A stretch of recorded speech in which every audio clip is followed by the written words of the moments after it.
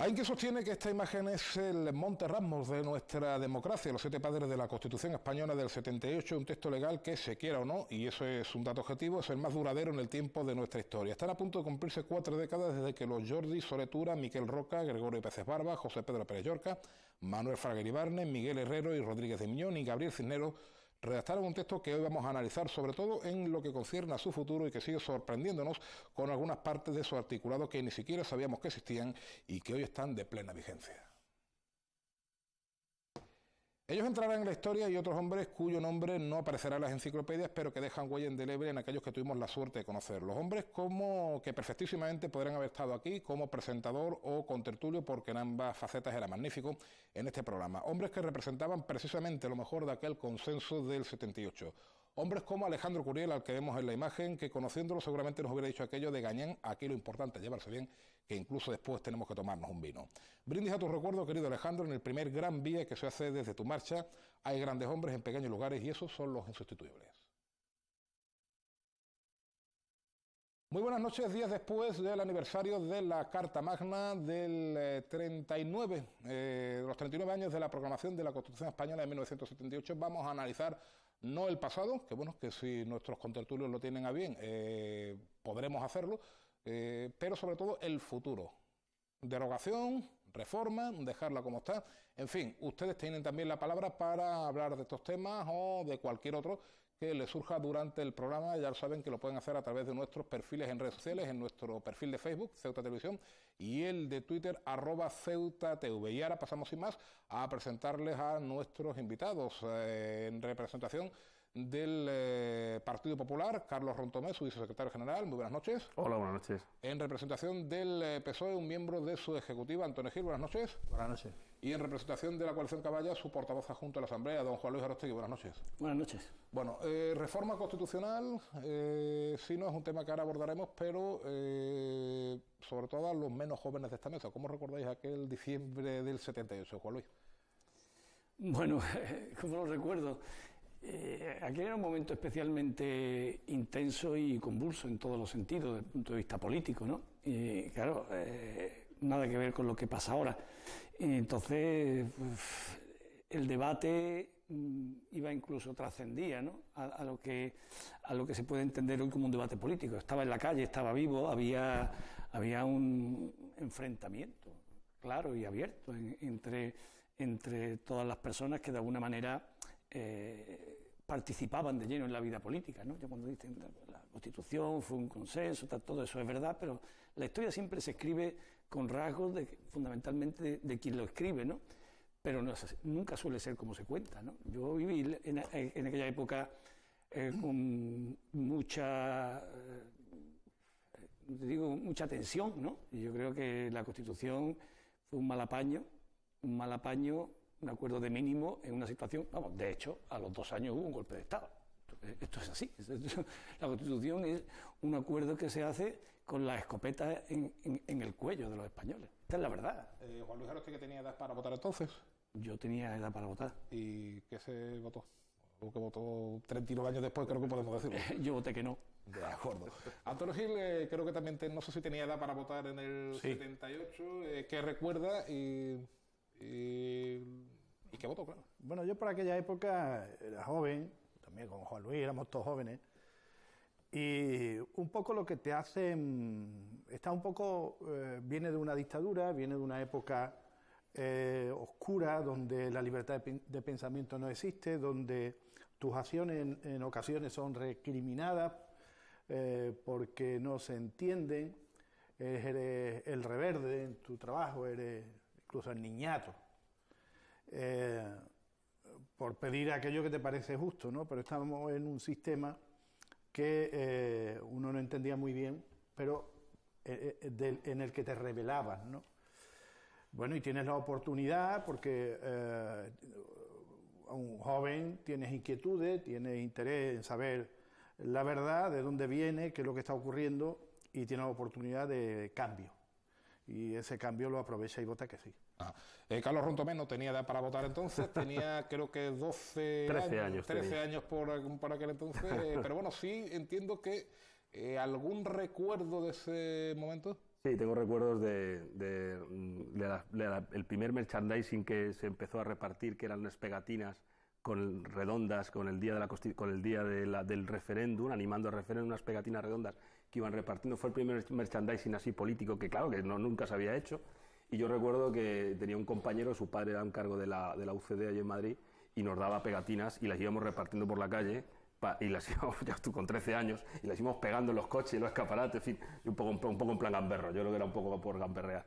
Y la verdad es que es el recuerdo que tengo así un poco de eso, bueno, de escuchar a mis padres, en fin, pero realmente, claro, en 13 años estás en otras cosas, ¿no?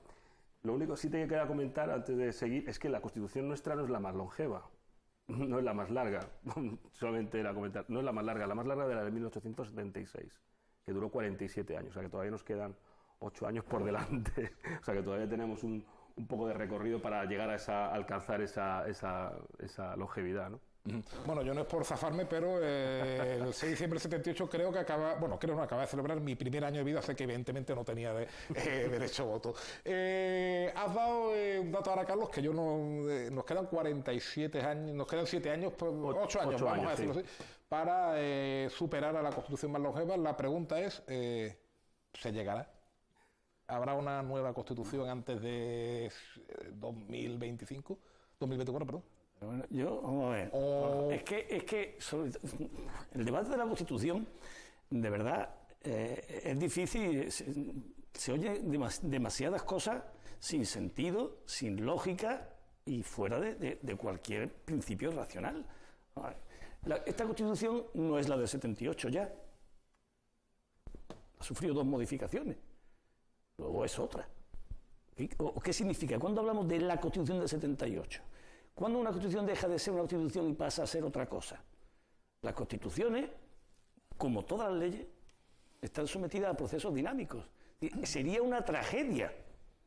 Una Constitución que durara 100 años sin modificarse sería una tragedia. Pero por una razón muy sencilla. Porque en 100 años la vida cambia. ¿Cómo no va a cambiar las leyes que lo que hacen es regular la vida?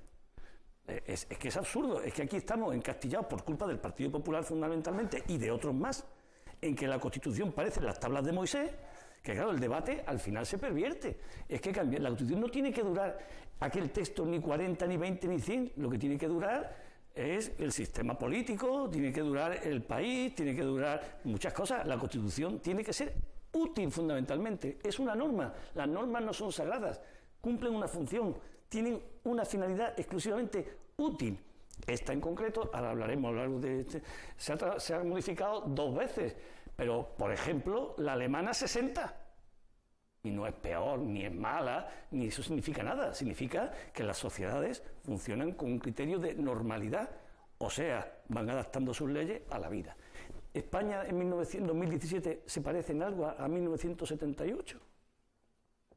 Prácticamente en nada, en ninguno de los aspectos que quieras tomar. En cambio nos empeñamos en decir, pero la Constitución sí tiene que ser la misma. Eso en sí mismo es una contradicción absurda. Esta Constitución, la que ahora mismo en vigor, data de 2011, ¿no? Que fue la última reforma. Por lo tanto, ¿no?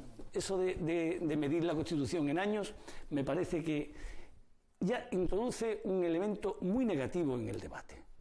¿Esta Constitución es útil o no lo es? Vamos refiriéndonos a lo que hoy es nuestro país, a lo que nos parece que debe ser nuestro país. Ahora hablaremos, si quieres ya te adelanto alguna cosa. ¿Se puede mantener en 2017 una Constitución en uno de cuyos párrafos dice prevalece el varón sobre la mujer? Por eso mismo vamos a hablar de la reforma constitucional. Prevalece, ese texto lo pone textualmente. Eso se puede, después todo el mundo decimos, ay, la violencia machista, hay que acabar con la lacra, hay que acabar con la lacra. Sí, acabaremos con la lacra, pero nos pasamos el día aplaudiendo una Constitución que dice textualmente, prevalecerá el varón sobre la mujer. Bueno, por alusiones, PP y PSOE. No, pero vamos, que yo no lo he oído a nadie, que hable. Yo creo, y soy de la opinión, y en general, yo creo que mi partido comparte esta misma opinión, ¿no? Yo creo que la Constitución Española del 78 es un marco perfectamente bueno para... Y ahí está la prueba, ¿no? Estos 39 años, pese a aquel golpe de Estado, pese a alguna modificación que se ha hecho en su articulado y que nos obliga a determinadas cosas complicadas, yo sigo hablando de la misma Constitución, pero una Constitución que debería plantearse, bueno, no es la Constitución, son los poderes políticos los que se deben de plantear, darle participación a generaciones de españoles que no han tenido ninguna oportunidad de participar en ella, ¿no? Y tendrán cosas que aportar. Tendrá que verse un mundo globalizado, si eso influye o no influye en el articulado, si habría que modificarlo y adaptarnos, ¿no? O sea, hay una serie de cuestiones que se tienen que plantear y que tienen que asegurar también un modelo de convivencia mucho más fuerte de cara a los menos protegidos, como de cara al empleo, ¿no? Mecanismos de protección para que prevalezca el empleo, para que prevalezca las leyes sobre determinadas tendencias de los mercados en su funcionamiento voraz y determinadas cosas que no cabe duda que se van a plantear, que se tienen que plantear y que tiene que darle un cambio a esta Constitución del 78. Representante del Partido Popular, al que sí aludía Juan Luis Arosti. Sí, bueno, desde el punto de vista constitucionalista, las constituciones se pueden modificar en una serie de reformas y sigue siendo esa misma ley del 78. Lo que pasa es que se introducen modificaciones, igual que se introduce una ley. Hay leyes que siguen siendo leyes normales, leyes orgánicas, a las que se introducen modificaciones y sigue siendo la ley 8/98, con todas las modificaciones posteriores. O sea que desde el punto de vista jurídico, la del 78 sigue siendo la Constitución del 78. Eso desde el punto de vista. Por lo tanto, lo que es la Constitución tiene mecanismos de reforma, de modificación, pero sigue siendo esa misma norma que se dieron en el 78, igual que por la Constitución de los Estados Unidos, que tiene más de 200 años y tiene no sé cuántas enmiendas, ¿no? Pero sigue siendo la misma Constitución. Eso por un lado. En el tema de, por ejemplo, lo que has comentado del título segundo, ¿no? Del tema de la monarquía, ¿no? Realmente es cierto que hay elementos que se han hablado de reformar, por ejemplo, el título segundo, porque introduce una discriminación en favor del varón con respecto a la mujer. Claro, hay que ver cuando se redacta esa Constitución, lo que se tiene en cuenta, aparte evidentemente de asegurar el trono de Juan Carlos I y un descendiente que ya ha nacido, que es Felipe, lo que hacen es utilizar las leyes propias, o digamos la norma propia de la Casa Real Española. La Casa Real Española tiene una normativa interna en la cual, desde los Borbones, pues tienen prevalencia los hombres sobre las mujeres.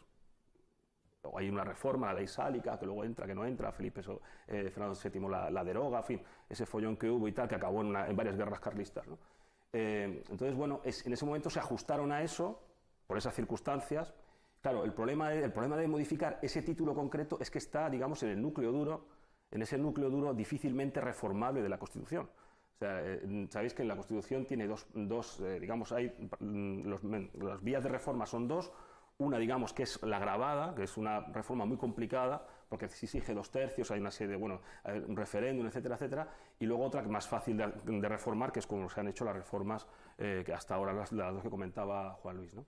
El problema es que el título segundo, que es el que trata de la monarquía o de la forma de Estado, pues eso es de esa parte dura, de ese núcleo duro, que es, pues, no digo que imposible reformar, pero muy difícil reformar, necesitaría un consenso muy amplio. Entonces, claro, realmente nuestra Constitución habla de igualdad jurídica a hombres y mujeres, excepto para la monarquía, para la jefatura del Estado. Pero en cualquier caso, perdón, Juan Luis, eso en cierto modo no sé si refuerza los argumentos de que la sociedad va por delante de las leyes o de alguna manera los de Juan Luis Arosti, porque entiendo, y lo dejo sobre la mesa, que si va a ser complicado técnicamente ponernos de acuerdo en algo tan lógico como que una mujer y un hombre estén igual de capacitados o no para desempeñar un trabajo más allá de su sexo, si ya empezamos a hablar de derecho a decidir, comunidades autónomas y eso... Pero claro, te comento, yo creo que la dificultad ahí no es en sí el estar de acuerdo o no en el tema. Yo creo que están de acuerdo, que todo el mundo está de acuerdo en ese tema, cambiar ese título para que pueda ser igualdad, es decir, el primogénito es el que hereda la corona, ¿no? Eso no creo que nadie tiene ahora mismo ningún tipo de duda. El problema no es eso, el problema es que para reformar ese título, o esa parte, para reformar necesitamos un procedimiento tan agravado que necesita, por ejemplo, necesita la disolución de las Cortes. Es decir, la propuesta, aprobación por 2/3, disolución de las Cortes, referéndum, y se vuelve a haber elecciones, o sea, y tiene que, digamos, el resultado, el Parlamento resultante tiene que volver a aprobar ese, o sea, que digamos que es complicadísimo, o sea, el problema no es el sí estar de acuerdo o no. Complicadísimo no, ¿eh? Vamos, complicadísimo. Creo que no. necesita un acuerdo muy fuerte, para un acuerdo muy grande, 2/3, y sobre todo el riesgo, a ver quién se arriesga, claro, muchas veces es muy difícil arriesgarse, ¿no? ¿Quién se arriesga a disolver un gobierno, disolver un parlamento, un referéndum, y qué va a salir luego después? Porque a lo mejor el que salga no va a salir otra vez. Este es el problema, el que acaba de explicar Carlos. Es uno de ellos. El problema no es un problema técnico. El problema es que este país, desgraciadamente, la transición fue un paso en falso, se quiera o no reconocer. Han pasado 40 años y hay miedo. Miedo en el sentido físico de la expresión. ¿Quién se arriesga a que los ciudadanos voten otra cosa? Es decir, subsiste todavía el temor del año 78 a las dos Españas. ¿Y por qué sigue habiendo el temor a las dos Españas? En el subconsciente y muchas veces en el consciente. Porque aquello fue un paso en falso. ¿Qué problema habría en poner en marcha ese procedimiento? Para esto que hemos hablado, que a mí me parece especialmente grave, ¿eh? Porque me parece una hipocresía inadmisible que todo el mundo digamos todos los días 25 de noviembre, la violencia de género no puede ser, hay que erradicarla, y mantengamos en la Constitución una prevalencia del sexo varón. Esto es absolutamente inasumible. Pero podríamos seguir poniendo ejemplos y los pondremos si nos da tiempo. O sea, ¿qué sentido? Las cosas obedecen a un momento siempre, ¿no? Carlos ha explicado por qué se hace esto y otras muchas cosas tendrán una explicación. Pero una cosa es una explicación y otra cosa es una justificación 40 años después. Que hoy, en aquel momento cuando se diseña la Constitución, el Senado está llamado a jugar un papel. Y por eso se pone y aparece en la Constitución. Hay que tener en cuenta que cuando se hace la Constitución ni siquiera se sabe cuántas comunidades autónomas va a haber en España. De hecho, no aparecen en la Constitución. De hecho, las comunidades autónomas se construyen 5 años después. De hecho, cuando se aprueba la Constitución, parece que va a haber 3, casi seguro 3, y poco más. Y alguno que... Pero no, y claro, ¿qué hace? Se diseña una Constitución en el momento, con los condicionantes del momento, con un problema político muy superior a cualquier de estos que estoy diciendo yo ahora, que era la convivencia entre españoles, y, lógicamente, con enormes carencias y enormes incertidumbres. Y se pone el Senado como un mecanismo de articular los territorios copiados de las constituciones federales.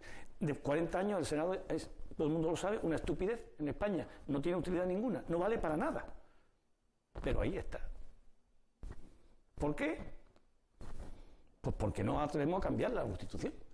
¿Y por qué no nos atrevemos? ¿Por cuestiones técnicas? No. ¿Por cuestiones políticas? No. Por cuestiones de propia subsistencia. Esto es lamentable.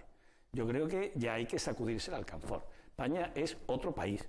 La gente es diferente. Los problemas son distintos.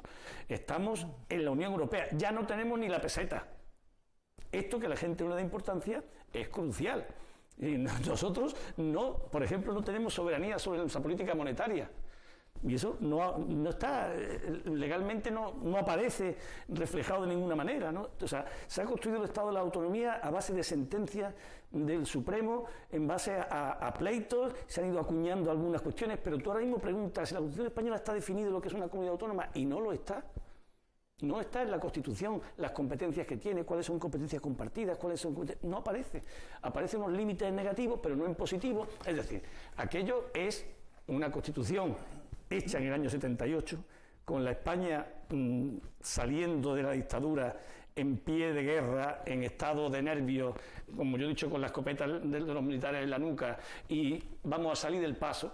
Y estuvo, bueno, si se quiere en perspectiva histórica razonable, hoy la Constitución es un instrumento inservible. Inservible porque no responde a la realidad de este país. Hemos hablado del modelo territorial, podemos hablar de la ley electoral. Ha apuntado Antonio brevemente, pero se puede avanzar mucho en eso, el tema de los derechos sociales, que no están, el problema de la inmigración, nada de esto está contemplado en nuestra Constitución.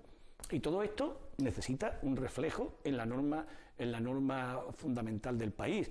Y esto yo creo que es, cualquier otro planteamiento es absolutamente, no sé cómo calificarlo, ¿no? Retrógrado, ¿no? Parece que mantener el país en el pasado, ¿no? En la España del cuéntame. Esto ya no es la España del cuéntame, es la España de la gente con rastas, y esto es así. Bueno, Cuéntame se hizo 5 o 6 temporadas en aquella época, Antonio. No, yo creo que está bien planteada esa reforma y que es necesaria, sobre todo además porque tiene la oportunidad de beber de fuentes como la Carta de Derecho Europea, donde se podría introducir en nuestra Constitución elementos que no están planteados y que son necesarios, que son modernos, que son a tener en cuenta, ¿no? Y lo que estaba Juan Luis refiriéndose es la nueva dimensión que tiene el Senado, ¿no? Y que habría que darle, ¿no? Una verdadera cámara territorial que se ocupe de eso, ¿no? De la vertebración, de la puesta a punto en cada una de las dificultades que tenga y poner encima de la mesa los principios solidarios para que todas las comunidades autónomas, para que todos los territorios se vertebren adecuadamente, económicamente. Un país con mayúscula, ¿no? Lejos de esa constitución que ya se antoja un poco antigua, impuesta, porque no cabe duda que ahí tuvieron que ceder todas las partes para tener lo que afortunadamente ahora tenemos y la oportunidad, además de haber convivido con ella 39 años, la de plantear una reforma en positivo, donde cada persona, ahora se llama además en los territorios sensibilidades, pues tengan su espacio de convivencia.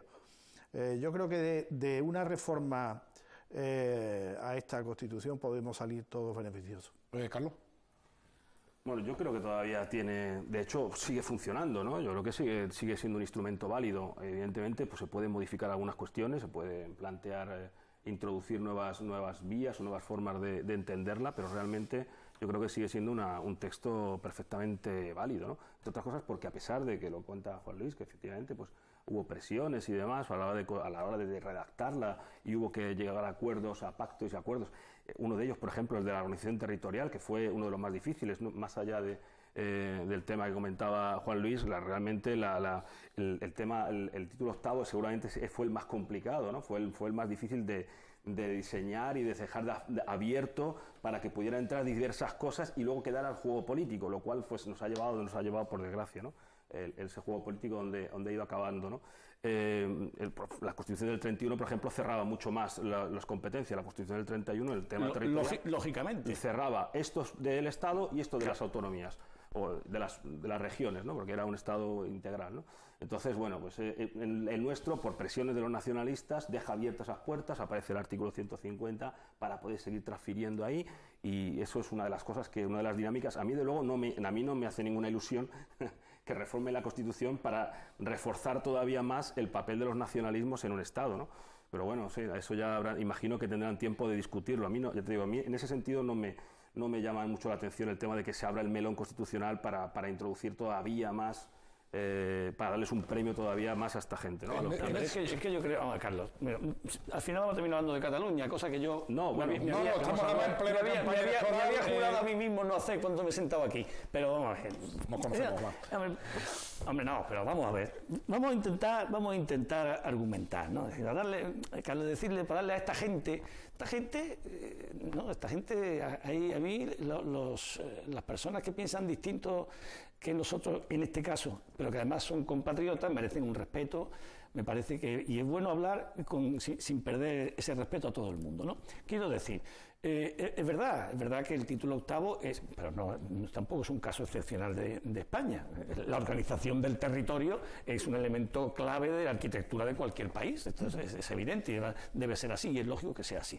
Y aquí en España no cabe la menor duda de que la España de las autonomías nace como una respuesta a las pretensiones de fundamentalmente vascos y catalanes del hecho diferencial. Esto es así, y el desarrollo ha sido que no vamos a extendernos en ello, todo el mundo más o menos tiene una idea y una opinión sobre esto, pero ahora el planteamiento es si es posible dar un cambio a esta articulación territorial que permita, bueno, pues una nueva fase, un nuevo periodo de convivencia, ¿no? Y yo ahí pues tengo que diferir de muchos planteamientos. entre ellos, tuyo, Carlos, que te he oído algunas veces y que tú mantienes. La gente que dice, la España de las autonomías, o mejor dicho, la descentralización de la España de autonomía es mayor que la de un Estado federal, o la de muchos Estados federales. Entonces, aceptando ese argumento, la pregunta es, entonces, ¿cuál es el problema realmente de ir en dirección de un Estado federal?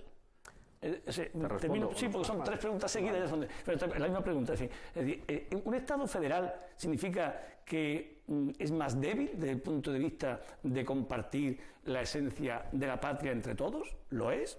Hay ejemplos que nos demuestran que no es verdad. No es verdad. Parece que el país nacionalista por excelencia es Estados Unidos, es un Estado federal. Por lo tanto, el hecho de que sea un Estado federal no supone un debilitamiento de la cohesión en torno al concepto patria. Parece que ese no es el problema.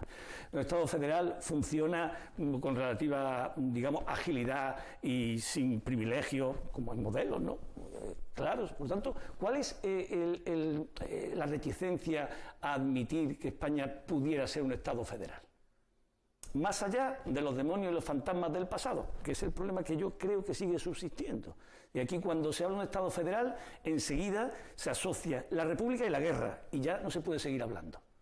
Las dos Españas. No, yo creo que si de verdad, y yo lo creo, hemos enterrado las dos Españas, es que estamos en condiciones de debatir desde la tranquilidad y la normalidad una constitución y un modelo territorial nuevo que responda a las inquietudes de todos y que no haga perder lo que en definitiva, y esto es fundamental, la esencia de la patria no es más que un estado de ánimo y fundamentalmente un concepto, digamos, si se quiere, sentimental o psicológico, ¿no?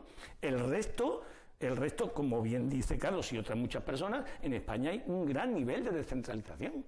De hecho, Cataluña, quitando el ejército, las cárceles y la seguridad social, prácticamente tiene todo descentralizado.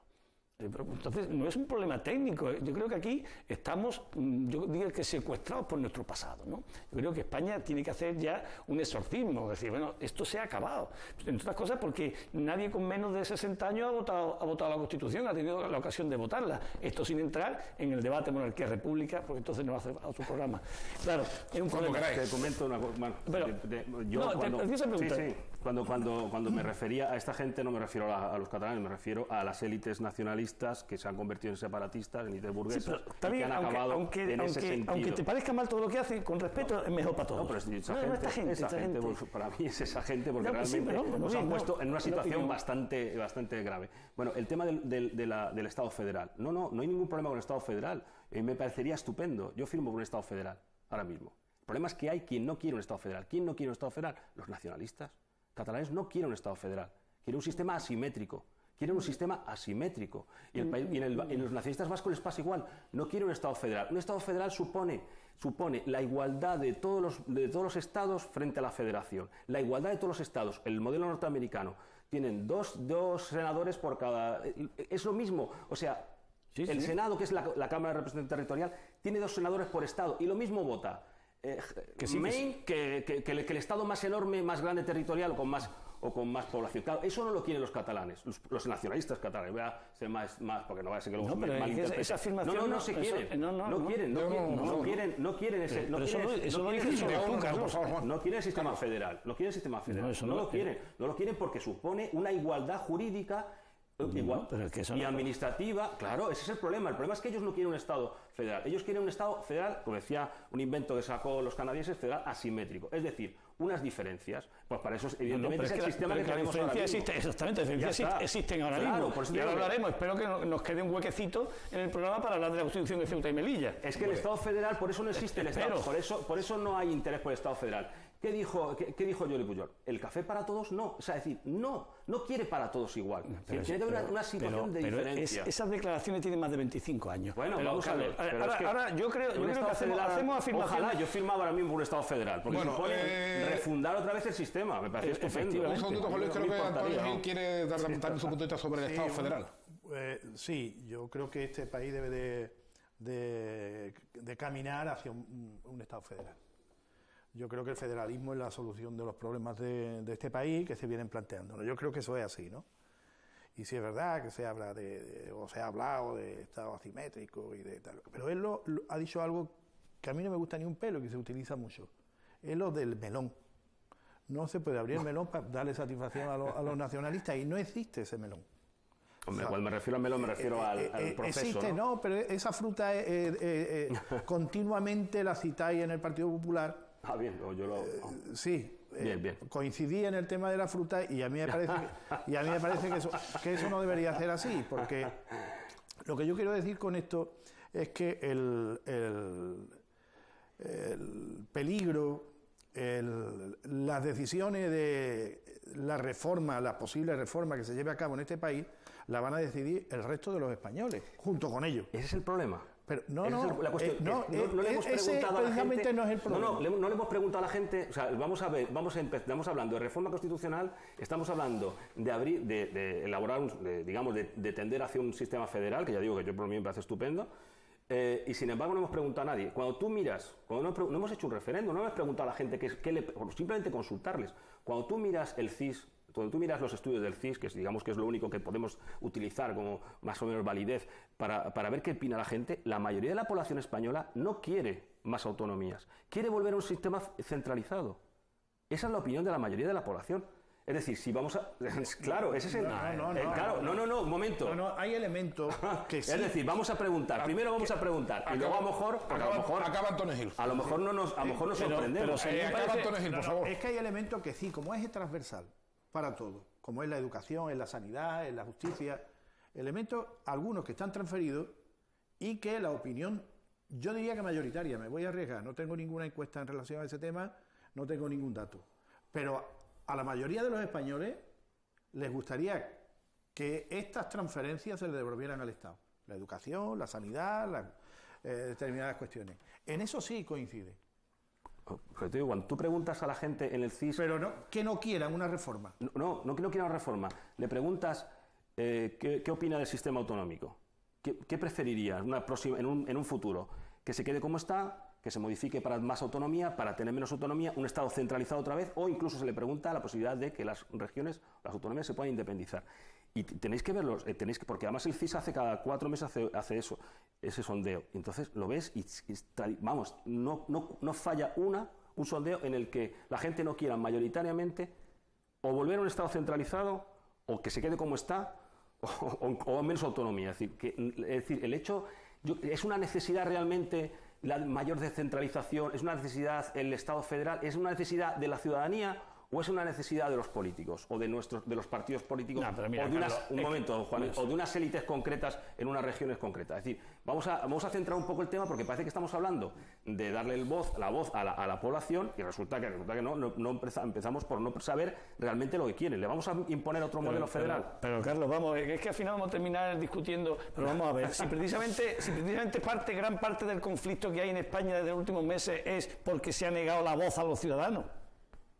Si es que este es el problema. El problema es que todo el mundo tiene la capacidad de atribuirse la opinión de los demás, cuando nadie la conoce. Tú ahora mismo estás diciendo la mayoría de los ciudadanos por unas encuestas y a eso le damos ya la validez de opinión generalizada. Y esto no es verdad. Ni así se puede debatir un proceso de reforma de la Constitución, ni así se pueden llegar a acuerdos razonables sobre nada. Es decir, queremos debatir sin debatir. Queremos que opinen los ciudadanos, pero sin que opinen los ciudadanos. Todos son sucedáneos. Sucedáneo del debate es la opinión de cada partido. Sucedáneo del referéndum es la encuesta del CIS. En política hay que funcionar, y además en la época que estamos, de una manera diferente. Sin temor, sin esas reticencias, sin esos fantasmas, a pecho descubierto. Si damos de verdad a los ciudadanos la voz y tienen la capacidad de tomar decisiones, a un debate abierto, sin ninguna, digamos, sin ningún prejuicio, que yo creo que hay demasiados prejuicios. Yo creo que el modelo territorial hay que revisarlo, pero por una evidencia. O sea, esto puede gustar o no, pero es que este país no se habla de otra cosa de 3 meses. No podemos decir a la vez que no existe un problema y al mismo tiempo estar todos siendo rehenes de un problema. ¿Existe o no existe un problema? Habrá que empezar por el principio. Y si existe, habrá que intentar resolverlo, ¿no? Sin entrar muy de lleno, porque yo creo que la Constitución hay que discutir la parte del problema catalán, pero que desde luego el problema catalán existe y el problema vasco existe, porque claro, tú acabas de decir lo que acabas de decir, ¿no? Cosa que yo podría firmar debajo tuya, la igualdad, pero todo el mundo decimos que los vascos paguen como quieran. Y uno se queda así. Dice, no, pero es que lo pone en la Constitución. Dice usted, pues vaya Constitución que tienen ustedes. Ustedes tienen una Constitución en la que pone que usted es tango y usted es fandango. Por eso no quiere un modelo federal. Pero sí, pero defiende esta Constitución que es palmariamente anti-igualdad. Es contradictorio. O queremos una Constitución que respete la igualdad o no. No podemos... Un poquito sí, un poquito no, según me va pareciendo. Pues claro, este es el problema. Este es el problema que tenemos en este país, que la Constitución se hace en ese momento. Esta es la tercera vez que lo digo. ¿Por qué se incluye el grupo vasco? Porque pegaban tiros. Pegaban tiros, la ETA pegaba tiros. No es que opinara o votaran en un referéndum, sino que pegaban tiros y ponían bombas. Pues ponga ahí lo del grupo vasco, a ver si se callan. Así se hace la Constitución. Han pasado 40 años. ¿Cómo es que unos señores se reúnen, pactan con el gobierno? Pues te voy a dar 30, no, dame 1000, dame 5000, vale, adiós. Y lo de La Rioja ahí, bueno, esto no se sostiene. Pues esa es la explicación de por qué no hay un sistema federal. Uno de ellos. No, esa es la Constitución que tenemos, ¿eh? Sí, pero se y puede cuando se habla de reformarla, vosotros decís, no se puede reformar. Porque esto es... No, hombre, ha dicho el presidente del gobierno hace 2 días, ¿no? Ayer. Ha dicho que de esto de la reforma, sin saber para qué, o para darle a los independentistas más argumentos, nada, que de esto nada, ¿no? Este es el problema. El problema es la contradicción. Aquí hay una contradicción. Esta Constitución es escombro político y escombro jurídico. Y lo que hay que hacer es una Constitución nueva. Y discutir todas estas cosas, discutirlas, pero abiertamente con argumentos, ¿no? Yo creo que esto es la solución y buscar fórmulas de entendimiento. Yo creo que descalificar a lo que hay en Cataluña, haciendo cada uno una competición de calificativo a quién es más original, más hiriente, más sarcástico, más mordaz o más tal, esto no lleva a ningún lado. Esto no lleva a ningún lado. Entonces, pues, ¿qué son? Ahí hay un movimiento. Un día podemos hablar, la opinión que cada uno tenga sobre cómo hemos llegado hasta aquí, pero lo cierto es que estamos aquí. Y esto hay que darle un tratamiento, y si queremos, hay que darle un tratamiento dentro de la Constitución. En fin, dentro de la Constitución, no, dicho, pero la Constitución nueva, no de esta. Se puede reformar. El problema es que pero si es que hay mecanismo de reforma, se puede reformar. Se debe reformar. Se puede reformar, y se puede reformar muchos aspectos, quitando, lo digo, el núcleo duro el preámbulo y alguna sección del título primero y el título segundo. Lo demás se puede reformar todo con mucha facilidad. Además, lo otro también, pero eso con mucha más facilidad. Ahora, la cuestión es qué vamos a reformar exactamente, hacia dónde vamos a derivar esa reforma, ¿no? O sea, realmente creo que todavía sigue siendo un instrumento útil. La podemos utilizar, la podemos cambiar, la podemos ir amoldando a las nuevas circunstancias. El modelo federal no funcionará por eso. Y te he dicho lo del CIS, no porque crea que el CIS ya es, sino simplemente porque no tenemos otra herramienta para conocer lo que piensa la gente, ¿no? Lo que piensa la población. Igual que lo utilizamos para medir otras cosas, pues es para que veas un indicador de por dónde van las cosas. O sea, realmente la población quiere más autonomía, quiere más... yo creo que no. O sea, sinceramente, creo que no. Lo que comentaba Antonio es decir, eso, hay mucha gente que preferiría otra vez recentralizar otra vez, por ejemplo, muchas competencias. Que no digo que sea la solución, ni mucho menos, pero la percepción del ciudadano muchas veces es esa, de que hay cosas que no funcionan precisamente porque se han dejado en manos de los sistemas autonómicos, ¿no? Yo creo que la ciudadanía lo que quiere es empleo. La ciudadanía lo que quiere es justicia social. La ciudadanía lo que quiere es librarse de problemas que están ocupándonos meses enteros y que tienen que tener solución, porque tienen que tener encaje dentro de un Estado federal en este país, porque se debe ser así. Y es muy de lamentar que a estas alturas no tengamos claro cuáles son las modificaciones que requiere esta Constitución, porque están ahí, viven con nosotros día a día. Y sobre esos problemas que existen hay que darle una solución de calado, una solución importante, una solución que venga en nuestra Carta de Derechos y Obligaciones y que se refleje con toda contundencia. La Constitución española nace con algunas deficiencias, con graves problemas, pero yo creo que ha sido un instrumento tremendamente útil. Y dentro del marco de la Constitución sí caben todas estas modificaciones que se plantean. Yo también, yo estoy de acuerdo contigo, vamos, que yo creo que hay cosas que pueden modificar perfectamente. Vamos. Bueno, creo que, no me acuerdo del tenor literal exactamente, pero teniendo que Juan Luis Arostegui va a poder completar esa famosa frase de las ciudades de Ceuta y Melilla podrán constituirse en comunidad autónoma previo, ¿cómo era? Sí, previo acuerdo si así lo deciden previo las Cortes, no, si así lo deciden las Cortes Generales, previo acuerdo de sus asambleas, de sus corporaciones locales. Pero antes de la transitoria quinta, esto a mí me parece muy importante y hay que decirlo, la Constitución de Ceuta y Melilla.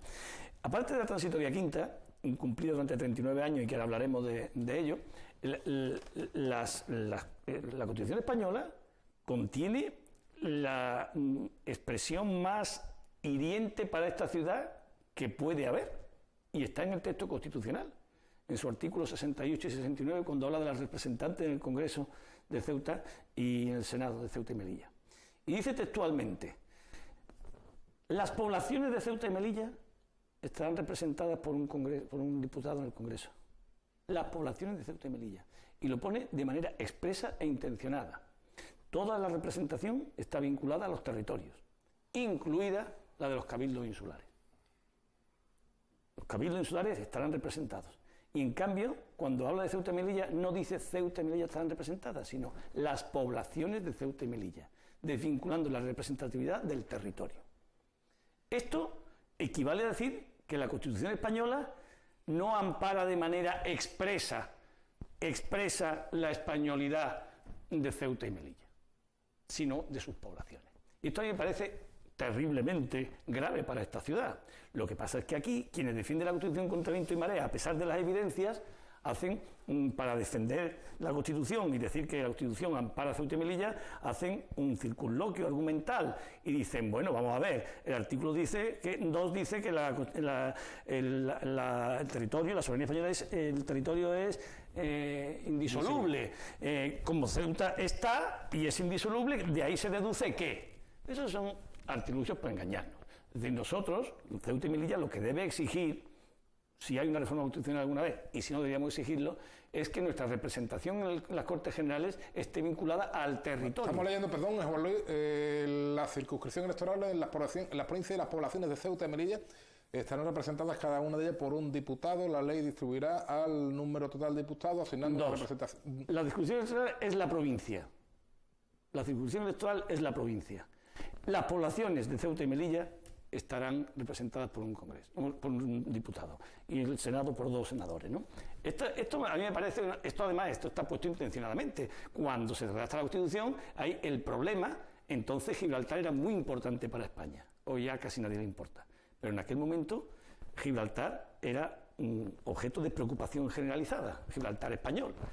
Y claro, todo el mundo presuponía que el paso a la democracia conllevaba que en un periodo razonablemente corto Gibraltar volviera a soberanía española, y entonces ¿cómo se encajaba esto en la Constitución? Y esto también motivó la existencia de párrafos abiertos en la Constitución que iban más allá de la organización territorial de aquel entonces. Y además el problema que había entonces, y sigue habiendo en muchas mentalidades de nuestro país, de que el futuro de Ceuta y Melilla está más o menos vinculado al de Gibraltar. Y entonces, como conclusión de todo aquello, pues el churro, porque la Constitución española, si tú la vas desmenuzando poco a poco, esto porque no afecta a Ceuta y Melilla, pero si coges cualquier aspecto y lo vas desmenuzando, son todo una mezcla de intereses variados, de opiniones diferentes, y la ponemos todas, y muchas veces contradictorias. Este es un caso, ¿no? ¿Cómo salvamos los muebles? Claro, si ponemos aquí Ceuta y Melilla, pues están los que...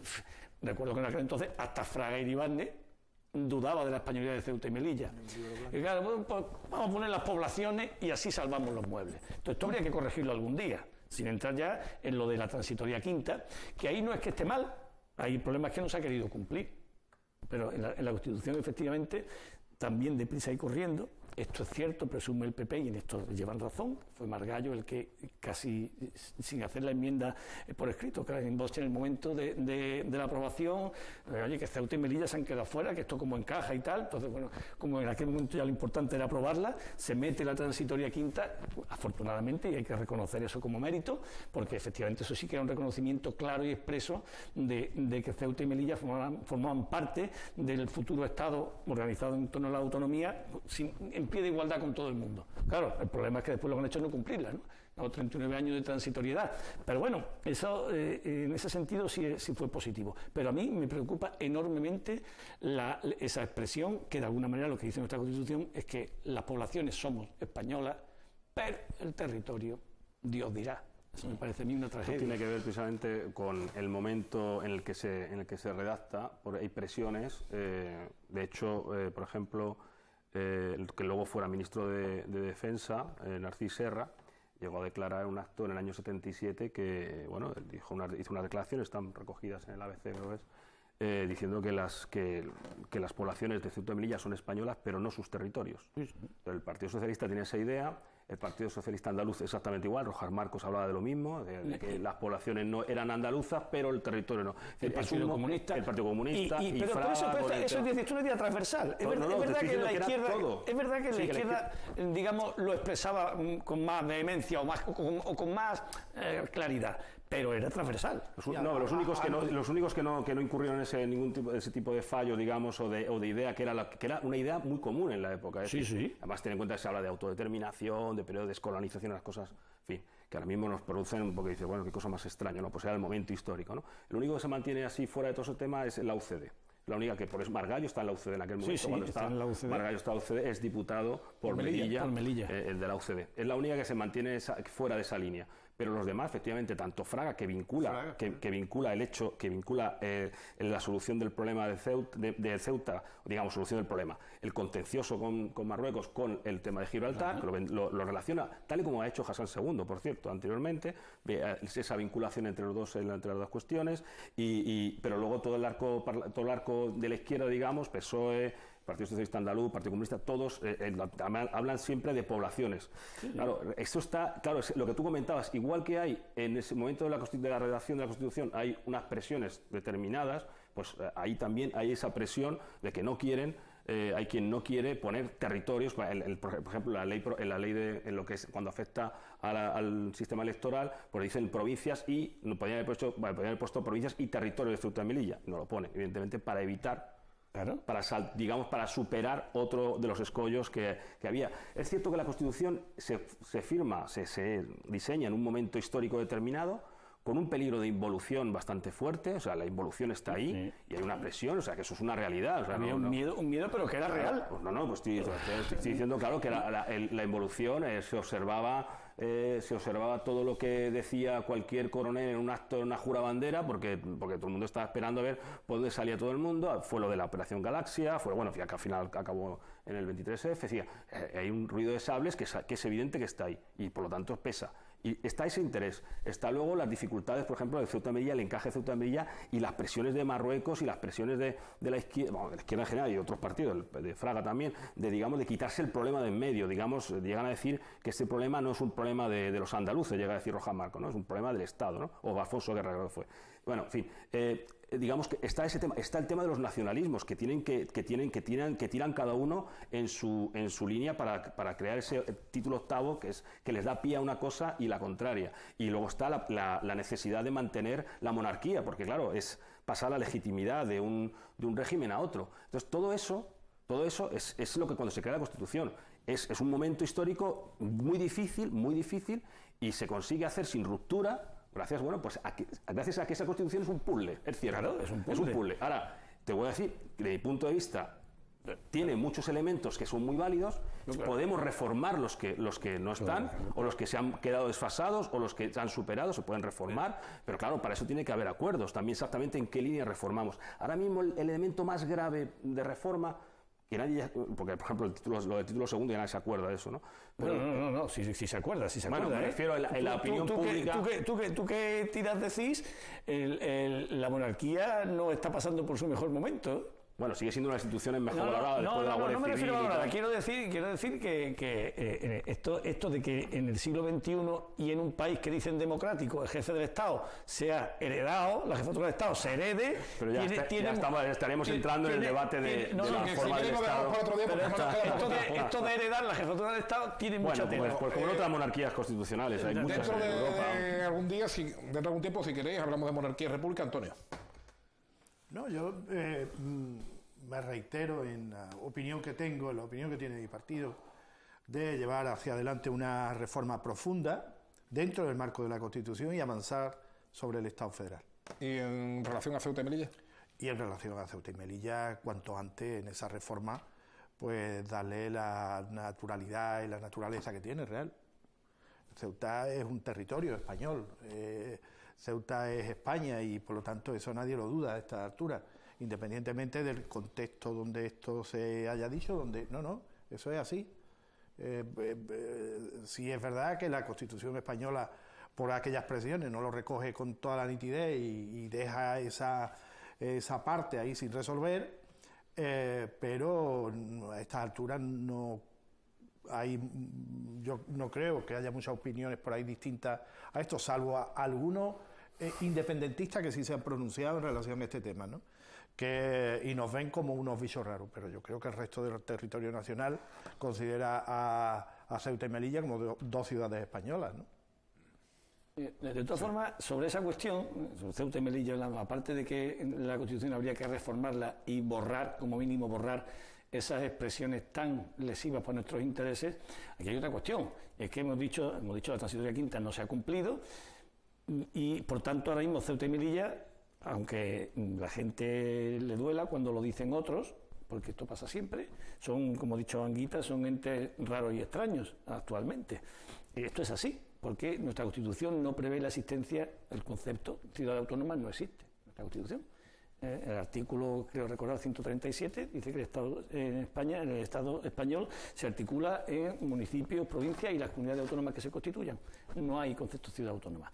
Tan es así que en la reforma que Zapatero encarga un informe previo al Consejo de Estado y se hace una evaluación más o menos de cuáles serían los aspectos reformables y tal. Y una de las cosas que se habla es que hay que primero mencionar las comunidades autónomas existentes que deben formar parte con su propio nombre del texto constitucional y añade que había que añadir la ciudad autónoma de Ceuta y la ciudad autónoma de Melilla. Es decir, o Ceuta da el salto y se convierte en comunidad autónoma, o la Constitución, una vez modificada, reconoce la existencia de ese término que ahora mismo no existe.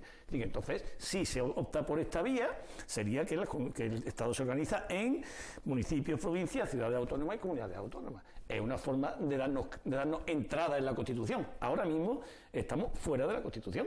Esto la gente no lo quiere escuchar porque duele y las cosas que a la gente le da cierto vértigo y dice, y entonces ponen una venda y ya no hablamos. Pero esto es así, a fecha de hoy es así. Nosotros no tenemos un ente territorial reconocido explícitamente en la Constitución. Y esto para Ceuta es una tragedia, entre otras cosas, porque esto forma parte, y esto es así, hay que decirlo así para que todo el mundo lo sepa, esto forma parte de las intenciones e intereses de Marruecos respecto al conflicto de Ceuta y Melilla. Que Ceuta y Melilla tengan una calificación administrativa y política diferenciada del territorio al que pertenecemos. Esto es así, esto es una tragedia para esta ciudad. Pero bueno, como aquí esta ciudad parece que vivimos mejor no pensando, no hablando y no reivindicando, pues ya está, nos quedamos tan contentos, pero esta es la realidad. Y que si la Constitución hay que reformarla porque es ya un texto inservible, ojo que esto quería decirle antes, no te quería interrumpir cuando tú decías tiene cosas buenas, hombre, hasta ahí podíamos llegar. Yo creo que no hay nadie que dice que la Constitución tiene todos los artículos que hay que tirarlos a la basura. Pues claro que hay infinidad de artículos de la Constitución que serían reproducibles en la nueva tal cual. Hasta ahí podíamos llegar. Lo que ocurre es que hay aspectos muy importantes, esenciales hoy, derechos sociales, modelo territorial, modelo de representatividad, tratamiento de la inmigración, todas estas cosas tienen que estar revisadas, debatidas, consensuadas y formar parte de un nuevo texto constitucional adaptado a la España del siglo XXI. Y ahí, como primer objetivo, el tratamiento digno y adecuado de Ceuta y Melilla como territorios que forman parte de España. Sin complejos, sin concesiones y sin trucos ni jurídicos ni políticos, como hay ahora mismo, ¿no? Ahora mismo estamos desplazados de la Constitución y encima, bueno, pues nuestros diputados no representan Ceuta y Melilla, representan a las poblaciones, que esto en realidad es un poquito extraño, ¿no? Bueno, pues un último turno porque el tema no se cierra aquí, pero sí el programa, o sea, nos quedan apenas minutos, Carlos. No, bueno, a modo de conclusión. Sí, bueno, solo quería comentarle una cosa, tampoco aparece ningún territorio de forma expresa en la Constitución como comunidad autónoma. Si se formarán... Carlos, pero aparecen como ponen las comunidades autónomas que se constituyan. Que se constituyan, pero Eso. no dice, que es que tú estás diciendo, no aparece el texto El de Ceuta y Melilla. No te he dicho el concepto de ciudad autónoma. Bien, claro, no. El concepto de ciudad autónoma no aparece, ¿no? Pero los territorios tampoco se nombran, que es lo que decía el Consejo de Estado, pero dice nombrarlos dice posteriormente. municipio, provincia y comunidades autónomas. No aparece ciudad autónoma. Pues el problema de la reforma, o el tema de la reforma, yo desde mi punto de vista creo que la reforma, es decir, hay que saber exactamente hacia dónde queremos hacer la reforma. Pues eso es lo que comentaba el presidente Rajoy, yo creo que está en esa línea. Es decir, el problema ahora mismo candente es el tema de la organización territorial, pero derivado de las presiones de nacionalistas, separatistas, no derivado de otra cuestión, ni siquiera de la financiación, ni siquiera directamente de otras cuestiones. Es decir, el debate está ahora mismo centrado en el tema de Cataluña, en el tema del proceso separatista. Entonces, evidentemente, cuando se habla de reforma, ahora mismo todos los focos se están poniendo en la reforma de la organización territorial. Entonces, claro, abrir la sandía, o decir de la sandía, abrir la sandía, lo que sea, abrir el texto para ver en qué sentido vamos esa reforma, es decir, a ver hacia dónde caminamos, si vamos a facilitar todavía más esa dinámica. Lo he comentado muchas veces, tu amigo y alumno mío Julio me decía que siempre dice la misma